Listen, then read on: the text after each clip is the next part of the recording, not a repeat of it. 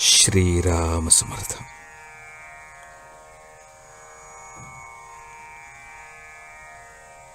कोणत्याही प्रसंगात नामाला सोडू नका.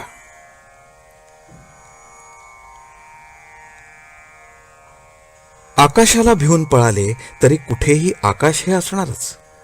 त्याप्रमाणे कुठेही गेले तरी देह, मन आणि त्याच्याबरोबर त्याचे भोगही आपल्याबरोबर येणारच. म्हणून आपल्या वाट्याला आलेले कर्माचे भोग समाधानाने भोगायला शिकावे. प्रयत्न केला असता तर बरे झाले असते असे जोपर्यंत वाटते तोपर्यंत प्रयत्न हा अवश्य करावा. यश किंवा अपयश देणारा परमात्माच असे समजून प्रयत्न करावा. सर्व कर्तृत्व त्याच्याकडेच द्यावे. तुझी सेवा किती दिवस करू असे परमेश्वराला विचारणे म्हणजे सेवेत कमीपणा आलाच. तसेच त्याच्या नामाबद्दलही मुदत कशी घालता येईल. विषय किती दिवस भोगू असे नाही आपण म्हणत, मग नामाबद्दलच असे का विचारावे. आज भगवंत एका टोकाला आणि आपण दुसऱ्या टोकाला आहोत. त्याच्या नामाने त्याला जवळ जवळ आणावा. आपल्याला जितका आपल्या देहाचा विसर पडेल तितका भगवंत आपल्या जवळ येईल.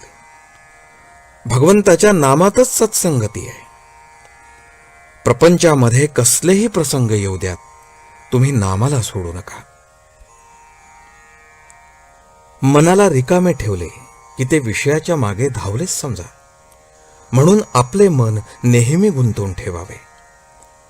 उठणे, बसणे, जप करणे, वाचन करणे, गप्पा गोष्टी करणे, चेष्टा विनोद करणे वगैरे सर्व क्रियांमध्ये भगवंताशी संबंध आणि संदर्भ ठेवावा.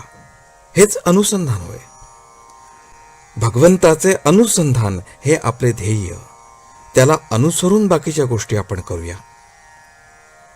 आपली वृत्ती आणि भगवंत यांना जोडणारी साखळी म्हणजे भगवंताचे नाम होय. म्हणून आपली वृत्ती सदैव नामामध्ये गुंतवून ठेवावी. नामाचे अनुसंधान टिकेल अशीच उपाधी बाळगावी. नाम नुसते घेतल्याने काम होईल, पण ते समजून घेतल्याने काम लवकर होईल. नाम मुखी आले की सत्कर्मे आपोआप होऊ लागतात. आपल्या प्रत्येक कर्माचा साक्षी राम आहे असे समजून वागावे, म्हणजे दुष्कर्म हातून घडणार नाही. आपण उगाचच सबबी सांगत असतो. काम असेल त्यावेळी कामाची सबब, पण काम नसेल त्यावेळी नामस्मरण न करता उगाचच गप्पा नाहीतर निंदास्तुती किंवा इतर खेळ खेळण्यात वेळ घालवतो. तसे करू नये. आपले मन उन्हाळ आहे. त्याला एके ठिकाणी स्वस्थ राहण्याची सवयच नाही. त्याला थोडी बळजबरी करून नाम घ्यायला लावले पाहिजे.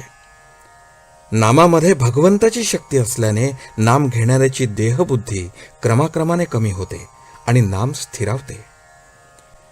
नित्य नामस्मरण केल्या वाचून अंती ते येणार नाही. जागेपणे अभ्यास केला तर झोपेच्या वेळी स्मरण होईल. झोपेच्या वेळी स्मरण झाले तर रात्री स्वप्नात तेच येईल. आणि असा सदोदित ध्यास ठेवला तर मरणाच्या वेळीही तेच स्मरण राहील. आजचे बोधवचन. नाम घेता घेता नामाशी इतके तादात्म्य व्हावे की मी नाम घेत आहे हे सुद्धा विसरून जावे. जानकी जीवन स्मरण. जय जय राम.